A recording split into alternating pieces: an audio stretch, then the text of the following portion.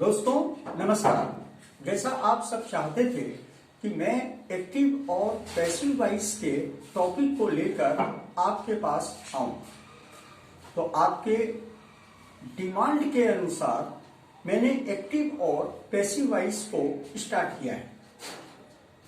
अब पहले वीडियो में मैंने एक्टिव और पैसिव वॉइस के डिफरेंस को समझाने का प्रयत्न किया था। मैंने ये भी बताया था कि इसमें एग्जामिनेशन पॉइंट ऑफ व्यू के अनुसार 3 प्रकार के सेंटेंसेस पूछे जाते हैं। पहला इंपरेटिव सेंटेंस, दूसरा टेंस बेस्ड सेंटेंस और तीसरा कंपटीशन बेस्ड सेंटेंस। तो मैं इंपरेटिव बेस्ड सेंटेंस की बात कर रहा हूं। इंपरेटिव सेंटेंस क्या होता है ये मैंने बताया। इसे कमांड सेंटेंस भी कहते हैं दोस्तों। अब मैं इंपरेटिव सेंटेंस के टाइप्स की बात करने जा रहा हूं। ये 3 प्रकार के होते हैं। पहला सिंपल, दूसरा निगेटिव और तीसरा रिक्वेस्टिंग मोड। कैसे इंपरेटिव सेंटेंस की आइडेंटिटी करेंगे, पहचान करेंगे कि कौन सा इंपरेटिव की सिंपल कैटेगरी है और कौन इंपरेटिव का निगेटिव है, कैसे जानेंगे कि ये रिक्वेस्टिंग मोड है। तो आओ हम लोग इसके बारे में जानते हैं। इंपरेटिव सेंटेंस के टाइप्स की बात बेटा मैं कर रहा हूं। इसमें पहला जो टाइप्स है वो सिंपल है। सिंपल कैटेगरी की जो आइडेंटिटी है, इसकी जो पहचान है वो ये है कि ये वर्ब की फर्स्ट फॉर्म से स्टार्ट होता है। इसमें सब्जेक्ट होता है लेकिन वो हिडन होता है और उसका नाम है यू, जिस सेकेंड पर्सन का होता है। ये सिंगुलर और प्लूरल दोनों माना जाता है। स्टार्टिंग हमेशा वर्ब की फर्स्ट फॉर्म से होती है। वर्ब की फर्स्ट फॉर्म के बाद इसमें ऑब्जेक्ट होता है और अदर वर्ड कुछ भी हो सकता है। अगर ऐसा कोई बॉडी स्ट्रक्चर है तो वो इंपरेटिव की सिंपल कैटेगरी कहलाता है। दूसरी कैटेगरी है निगेटिव। निगेटिव कैटेगरी की पहचान ये है कि इसकी स्टार्टिंग डू नॉट या नेवर से होती है। पहले इसमें डू नॉट या नेवर आता है, इसके बाद वर्ब की फर्स्ट फॉर्म आती है, ऑब्जेक्ट और अदर वर्ड्स होते हैं। तीसरा रिक्वेस्टिंग मूड। इसकी स्टार्टिंग प्लीज या काइंडली से होती है, वर्ब की फर्स्ट फॉर्म और ऑब्जेक्ट। अब आप जरा ध्यान से देखें और मेरी एक बात को समझें। आप यही सोच रहे होंगे कि सब में तो एक जैसा बॉडी स्ट्रक्चर है। बिल्कुल, सबका बॉडी स्ट्रक्चर एक है, क्योंकि ये सेंटेंस इंपरेटिव है। इसमें वर्ब की फर्स्ट फॉर्म, ऑब्जेक्ट और अदर वर्ड है। निगेटिव में भी वर्ब की फर्स्ट फॉर्म, ऑब्जेक्ट और अदर वर्ड है। और रिक्वेस्टिंग मूड में भी वर्ब की फर्स्ट फॉर्म, ऑब्जेक्ट और अदर वर्ड है। डिफरेंस कहां से है आप अपने माइंड में कैसे सेटअप करेंगे कि अगर कहीं प्लीज या काइंडली उल्टा चलें आप, अगर प्लीज और काइंडली कहीं सबसे पहले स्टार्टिंग में लगा है तो वो रिक्वेस्टिंग मूड है। अगर डू नॉट या नेवर लगा है तो वो इंपरेटिव की निगेटिव कैटेगरी है। और अगर कुछ भी नहीं लगा, सीधे वर्ब की फर्स्ट फॉर्म से स्टार्ट है, तो वो सिंपल है। अब हम देखेंगे कि इन सेंटेंसेस का पैसिव वॉइस कैसे बनता है। तो हम पहले एक जनरल बात कर रहे हैं, कंपटीशन लेवल की बात नहीं कर रहे हैं। जनरल कोई भी सेंटेंस हो, उसका पैसिव वॉइस आप आसानी से बना सकते हैं। आओ जरा देखते हैं। सिंपल, अगर कोई सिंपल सेंटेंस है तो उसका पैसिव वॉइस बनाने के लिए आपको सबसे पहले अपनी ओर से लेट लगा देना है। उसके बाद आप ऑब्जेक्ट ढूंढ लाओ, ऑब्जेक्ट को लिख दो।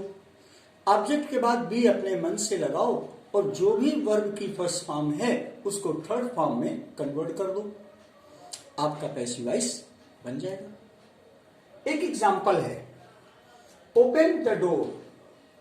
तो जो सबसे पहले लिखा है ये वर्ब की फर्स्ट फॉर्म है। वर्ब के जस्ट बगल वाला घर ऑब्जेक्ट का होता है, तो इसमें द डोर ऑब्जेक्ट है। हमने इसका पैसिव वॉइस बनाया, पहले मैंने लेट को ले लिया और ऑब्जेक्ट द डोर मैंने उठा लिया, उसके बाद बी लगाया, जो भी वर्ब थी ओपन उसका थर्ड फॉर्म मैंने लिख दिया, पैसिव वॉइस कंप्लीट हो गया। जरा दूसरी कैटेगरी आओ, निगेटिव। इसके लिए सेम स्ट्रक्चर का मैंने इस्तेमाल किया है, बस चूंकि वहां पर डू नॉट या नेवर लगा है इसलिए थोड़ा सा डिफरेंस यहां पर मुझे लाना है।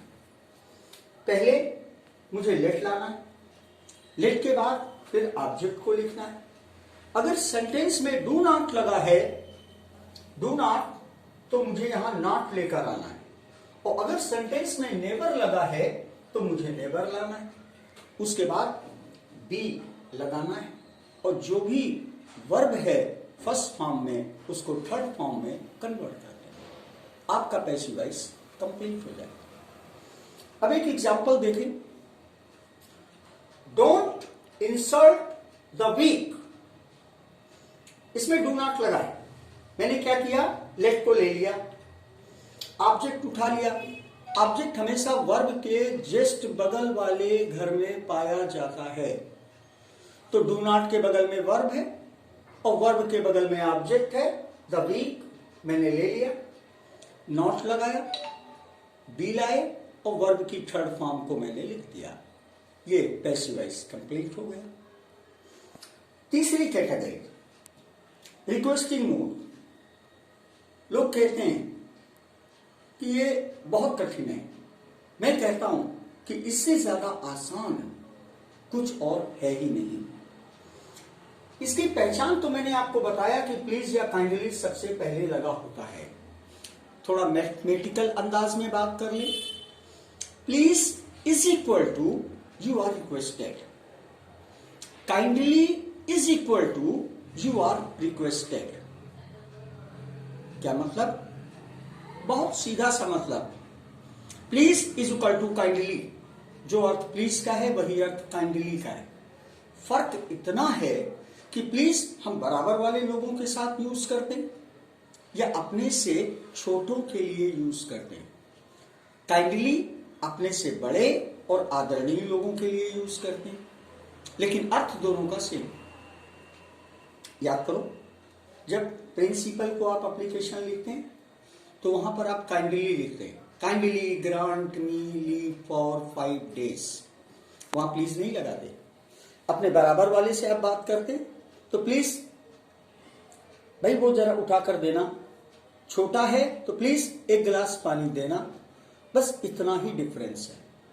तो मैंने मैथमेटिकल अंदाज में बात किया कि please is equal to you are requested, तो इसका मतलब यह हुआ कि जहां भी प्लीज या काइंडली लगा है उसको हम रिप्लेस कर देंगे यू आर रिक्वेस्टेड में, उसके बाद लगाएंगे टू, और टू के बाद वर्ब की फर्स्ट फॉर्म, ऑब्जेक्ट, जो कुछ भी है एज इट इज लिख देंगे। एक example, please come in, please come here, तो मैंने प्लीज की जगह लगा दिया यू आर रिक्वेस्टेड, अपनी ओर से लगाया टू और बाकी कम हेयर उठाकर लिख दिया। ये थे इंपरेटिव के जर्नल पैसिव वॉइस। आगे अपने नेक्स्ट वीडियो में हम बात करेंगे कि अगर कंप्लीट सेंटेंसेस कैसे आएंगे और कैसे मुझे इनका पैसिव वॉइस बनाना होगा, क्योंकि वहां ऑब्जेक्टिव होता है, वहां पर मुझे केवल टिक करना होता है।